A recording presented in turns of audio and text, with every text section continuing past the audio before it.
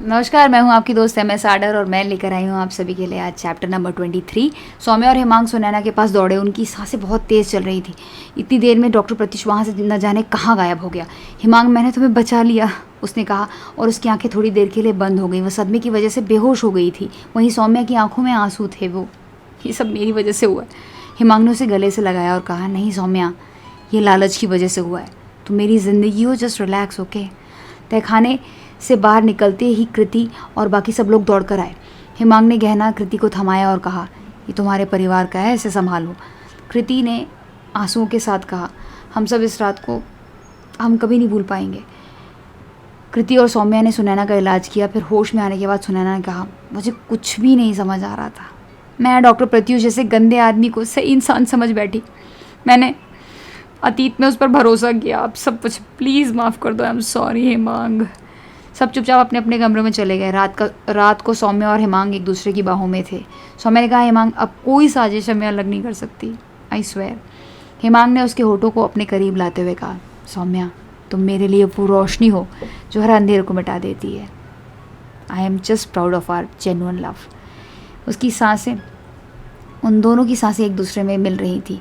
उस रोमांटिक पल में बंगले का सारा माहौल जो नेगेटिव था उनके प्यार के सामने फीका पड़ गया। रात अब शांत थी, लेकिन हिमांग और सौम्या का प्यार एक नई सुबह की शुरुआत बन चुका था। डॉक्टर मेजर देव के पुश्तैनी बंगले से लौटते वक्त प्रेमनगर की ओर जाने वाली सड़क पर धुंध छाई हुई थी। प्रवूरा टास्क फोर्स की ग्रे मारुति जिप्सी और टाटा सुमो की हेडलाइट धुंध को चीरते हुए आगे बढ़ रही थी। हिमांग ड्राइवर की सीट पर बैठा था। उसकी नज़र सड़क पर थी, लेकिन उसका दिल अभी भी सौम्या की ओर खिंचा जा रहा था। सौम्या उसके बगल में बैठी थी, खिड़की से बाहर देख रही थी, लेकिन उसकी उंगलियां बेचैनी से हिमांग की ओर बढ़ रही थी। पीछे की सीट पर राहुल, रेवन और कैथरीन थके हुए चेहरों के साथ चुपचाप बैठे थे। दूसरी गाड़ी में कृति और देव एक दूसरे के हाथ थामे थे, जबकि सुनैना और प्रत्युष की चुप्पी एक अजीब सा सस्पेंस पैदा कर रहे थे। कौशिक निवास की वो जो रात थी वो कुछ अलग थी। उनके सच में जहन में सब कुछ ताज़ा थी। सुनैना पर हमला, प्रत्युष की साजिश और फिर उसका गायब हो जाना, और चिल्लम्मा देवी के गहने का रहस्य, ये सबके दिमाग में यही सारी बातें चल रही थी। हिमांग ने सौम्या की ओर देखा और धीरे से कहा, क्या तुम ठीक हो? उसकी आवाज़ में चिंता के साथ साथ एक गहरी नरमी थी। सौम्या ने उसकी ओर मुड़कर हल्की मुस्कान दी। हाँ हिमांग, तुम्हारे साथ होने से हर डर गायब हो जाता है। उसने हिमांग की हथेली पर अपनी उंगलियां रखीं और उस स्पर्श में एक अनकही गर्माहट थी। हिमांग की सांसें तेज़ हो गई और लेकिन उसने अपनी नज़रें सड़क पर ही रखी। राहुल ने पीछे से मजाक में कहा, अरे मेजर साहब, गाड़ी चलाओ और सौम्या को देखते रहोगे तो फिर काम हो गया कंडा। हमें जिंदा घर पहुंचना है साहब, ICU में नहीं जाना।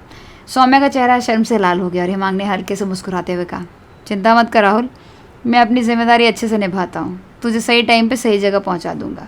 गाड़ी जब प्रेमनगर की ऑर्किड सिटी के पंक्तिबद्ध घरों के पास पहुँची तो रात और गहरी हो चली थी। सौम्या और हिमांग अपने अपने घरों की ओर बढ़े। सौम्या ने हिमांग का हाथ थामते हुए कहा, हिमांग, आज रात मेरे साथ रुक जाओ। माँ अभी नरेगढ़ में है और मुझे अकेले डर लग रहा है। हिमांग की आंखों में एक चमक आई। सौम्या, तुम्हें कभी अकेला नहीं छोड़ूंगा, ओके? दोनों सौम्या के घर में दाखिल हुए। लिविंग रूम में मध्यम रोशनी थी। सौम्या ने कॉफ़ी बनाई और हिमांग सोफे पर बैठा उसे निहार रहा था। सौम्या ने कॉफ़ी का मग हिमांग को थमाया और उसके पास बैठ गई। उनकी उंगलियां एक दूसरे से टकराईं और उस पल में समय थम सा गया। हिमांग ने सौम्या का चेहरा अपने हाथों में लिया और कहा, सौम्या, तुम मेरे लिए वो सपना हो जो मैं हर रात देखता हूँ। सौम्या की सांसें रुक गईं और उसने हिमांग के होठों को अपने करीब लाते हुए कहा, और तुम मेरे लिए वो हकीकत हो जो हर सपने को सच कर देती है। उनका पहला गहरा किस उस रात की शांति में प्यार की मधुर धुन बन गया। लेकिन ये रोमांटिक पल ज़्यादा देर नहीं टिका। अचानक घर की बत्तियां टिमटमाने लगीं और बाहर से एक तेज़ आहट गूंजी। हिमांग ने सौम्या के पीछे की ओर खींचा और अपनी बंदूक निकाल ली। कौन है वहाँ? उसकी आवाज़ में सैनिक की सख्ती थी। सौम्या की सांसें तेज़ हो गई। हिमांग, क्या ये फिर से कोई साजिश है? हिमांग ने खिड़की की ओर बढ़ते हुए कहा, जो भी हो मैं इसे ख़त्म कर दूंगा, चिंता मत करो। खिड़की के पास पहुंचते उसने देखा कि काला साया तेज़ी से गायब हो रहा था।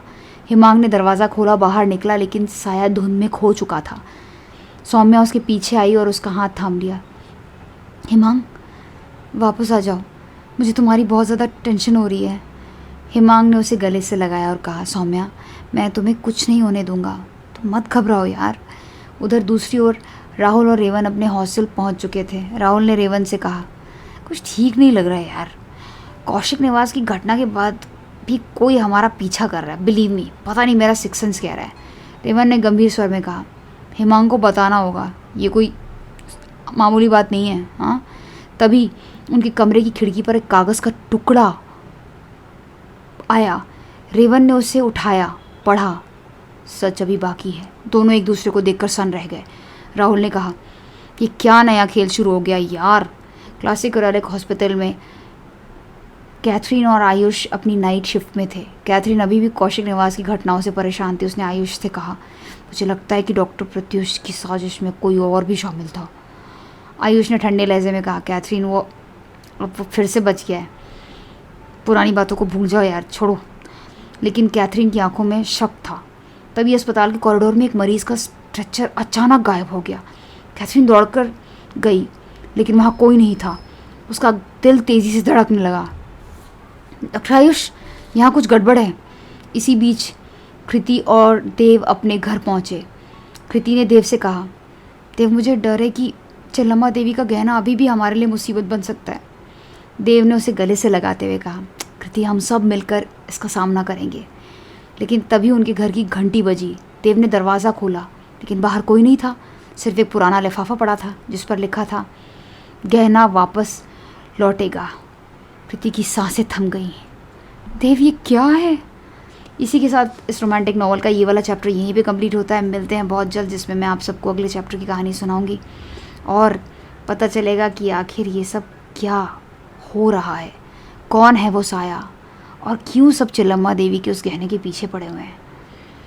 अगर आपको ये ऑडियो बुक थोड़ी पसंद आई है तो दोस्तों प्लीज़ ऑडियो बुक को लाइक कर दीजिए और चैनल को सब्सक्राइब नहीं किया तो चैनल को सब्सक्राइब कर लीजिए। Thanks for watching. हमेशा मुस्कुराते रहिए। Have a blessful life.